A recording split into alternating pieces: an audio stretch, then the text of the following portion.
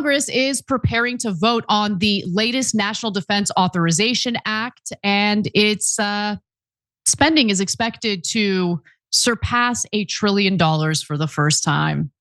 Here we are, over $1 trillion per year dedicated to the Pentagon, the very government entity that's failed every single one of its audits. But here's what we know about it so far. So, if you can remember, as part of the big, beautiful bill, there was a supplemental included in regard to increasing military spending. It added an additional $156 billion for the Pentagon in that massive bill. Well, that money, the bulk of it, will be utilized as part of this nation's 2026 Pentagon budget. Now, on top of that, the NDAA will include $901 billion. And that NDAA will be unveiled by Congress and voted on by the House of Representatives tomorrow. After that, it'll head to the Senate. Now, Trump asked for a ton of money in the National Defense Authorization Act. You would expect that, considering the fact that he's edging closer and closer to a regime change war with Venezuela. Things really haven't calmed down in the Middle East. If you pay attention to Israeli media, there are still reverberations in regard to a potential hot war with Iran. So he wants a lot of money in the defense budget, that's for sure.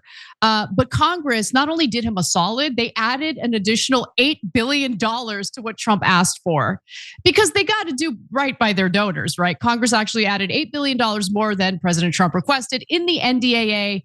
And that's according to the fantastic reporting by Dave DeCamp over at antiwar.com. Now, that might not be enough for the American war machine. Before I give you more details on that, Cenk, your 2 cents. Yeah, so in this bill, we're getting screwed by 2 different entities. As always, Israel's involved. We'll get to that. But mainly the defense contractors. They're the much bigger problem in this bill. And since the defense bill is unquestioned, this is where they really raw dog us. So you're about to see that in all the facts. And of course, keep in mind, we asked them to cut defense. MAGA voters agreed. And then, of course, their politicians betrayed them. Let's show you how they betrayed them. I like the word betrayed a lot better than raw dog when it comes to the government screwing us, but I get the sentiment and I appreciate it, I guess. But let's talk a little bit about what Pete Hegseth has been saying, because apparently he was speaking at the Reagan National Defense Forum over the weekend, and Pete Hegseth, Secretary of Defense, Secretary of War, says, we received a historic boost in funding last year and believe that is only just the beginning. We need a revived defense industrial base. We need those capabilities. We need them yesterday. And so resource-wise, I think this room will be encouraged by what we'll see soon, but I don't want to get too ahead. So that was a little bit of a foreshadowing of what was to come when it came to the defense budget. But I will say, we're already hearing from one Republican lawmaker in the House of Representatives who's pushing back on the cost of this bill and certain provisions within it. And that would be, unsurprisingly, Congresswoman Marjorie Taylor Greene, who wrote on X, "This week, we are voting on the National Defense Authorization Act that funds our military, and it's once again filled with America's hard-earned tax dollars used to fund foreign aid and foreign countries' wars. These American people are $38 trillion in debt, suffering from an affordability crisis, on the verge of a healthcare crisis, and credit card debt is at an all-time high. Funding foreign aid and foreign wars is America last and is beyond excuse anymore. I would love to fund our military, but refuse to support foreign aid and foreign militaries and foreign wars. I am here and will be voting no." And in that post on X, she also included, some information about what's in the National Defense Authorization Act. So you'll get a sense of how much money is being dedicated to Israel's defense. It authorizes the following program amounts for fiscal year 2026 for Israel. That includes $500 million for Israeli missile defense, $80 million for US-Israeli anti-tunnel cooperation, $50 million for US-Israel anti-drone cooperation. There's more. There's also money for Taiwan. It authorizes up to $1 billion for Taiwan Security Cooperation Initiative, fiscal year 2026. Baltic Security Initiative authorizes $175 million of security assistance for Latvia, Lithuania, and Estonia, fiscal year 2026. I mean, I've got nothing against these countries. I'm glad we're taking care of their security. Be nice if Americans were taken care of with their own tax dollars for once in our lives. But let me continue. Overseas humanitarian disaster and civic aid authorizes $103 million for Department of Defense humanitarian assistance programs in fiscal year 2026. And then there's more. I mean, you look at the Middle East programs, authorizes the following programs for fiscal year 2026: $357 million for the government of Iraq, Syria militias, Kurdish security forces, and Lebanon. Over $100 million for support to Middle Eastern countries to increase security along their borders. And it also directs the Secretary of Defense to provide assistance, including equipment, support, and supplies to the government of Jordan and government of Lebanon. I'm gonna venture to say that it's not to protect them from Israeli aggression, which is really their number one threat. It's to get them to play along with Israel, to play nice with Israel. In fact, the second country receiving the most US aid is Egypt, precisely because the US wants Egypt to play nice with Israel. So money well spent. Am I right, Americans? Yeah, so look, we're used to Israel screwing us, and for our politicians to get legally bribed by them, which 90% of them do. That's why they do these things. Of course, it has nothing to do with national security. So we're gonna fund all sides of the Middle Eastern conflicts.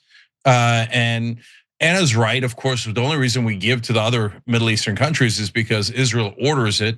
Oh, here, give my, give your money instead of my money to my lackeys in the Middle East, the Jordanians, the Egyptians, and all the governments that Israel controls. You know what TYT's always been about? Taking on the corrupt, greedy establishment. For us, it's the corporate media. We've been fighting that fight for over 20 years. For the cell phone industry, it's the same story. A handful of massive corporations ripping you off. That's why we're partnering with Noble Mobile. They're the only wireless company with the same mission as ours, to fight back. Their No Bull plan offers unlimited data for just $50 a month. But here's the best part. For any data you don't use, you get cash back. Real money you can spend however you want. Stop letting your unused data pad the pockets of billionaires. With Noble, you take control over your data. And by switching to Noble, you're directly supporting TYT in our mission of bringing you honest, independent news. So give Noble a try and make the switch today. Scan the QR code on the screen now or visit go.tyt.com/plan. That's go.tyt.com/plan. By the way, you'll also have to give money to the governments that we attack, and we'll destroy their capitals. We'll attack Damascus, Beirut, Doha. We'll attack any capital we like, any country we like, and then the stupid American taxpayers will be forced to pay for it because we bribed all of your officials. And there's nothing you're gonna do about it. You're just gonna sit there and be a servant state of Israel. And then you listen to your national media tell you that, oh yeah, no, Americans, you owe Israel. You owe them 30 billion during genocide, 300 billion overall. You a memorandum of understanding that's going to be for 20 years, where we're gonna give them another $80 billion. You owe them all of this. And if you complain, you're an anti-Semite. So all that is Tuesday. You will definitely get screwed. Almost no one in Congress will help you. The overwhelming majority of the Democrats will vote yes on Israel aid, even though 92% of their voters are against it, because we don't live in a democracy. We live in a kleptocracy where the donor class robs us blind. But in this bill, the defense contractors rob us a hell of a lot more than Israel does. And it makes sense. They also bribe our politicians, and our politicians are the worst people on earth, and they also respond to those bribes. In fact, let me give you very specific examples of how this is more beneficial to defense contractors and weapons manufacturers as opposed to any other group, maybe besides Israel. So, one of the things that Trump has done in the past is he's pushed for troop drawdowns in certain areas.